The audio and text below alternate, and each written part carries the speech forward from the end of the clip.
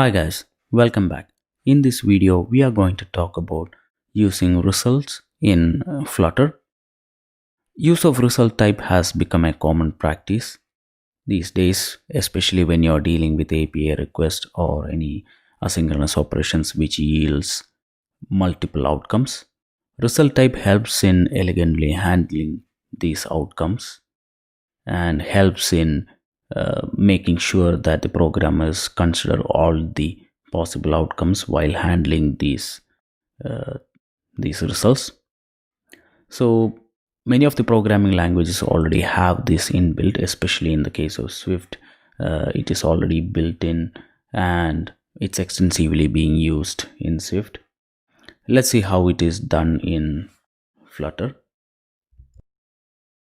So in Flutter, I have created a class called result, which has two generic types, E and T. Let's call it as error and value. And there is an enumeration called result status, so which carries two status called success and error. Then you have two constructors.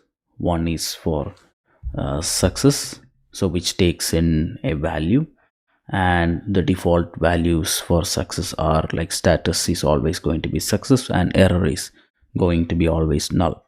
And in the case of failure, the error is going to have value and status is going to be error and the value is going to be null. So that's it. That's all result class is about. Now let's see how it is being used.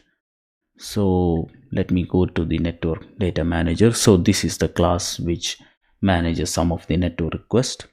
So let's see. So here is a function called execute post, and you can see the future returns a result which has two types, dynamic and exception.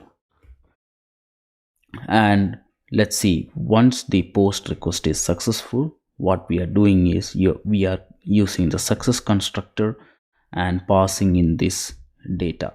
So what this means is the status is going to be success, the enumeration, and error is going to be null, and the value is going to be response.data.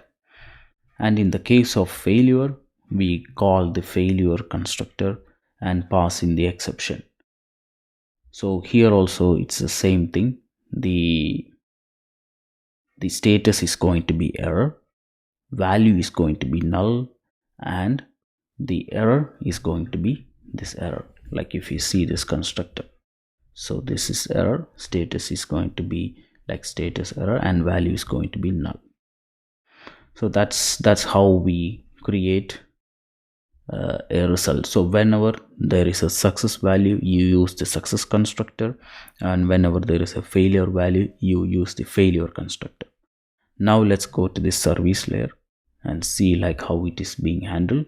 So now you can see that you executed a request and you get back a result, and here you will check the status, whether the status was success. Then you can safely assume that there will always be a value and you don't need to check error again.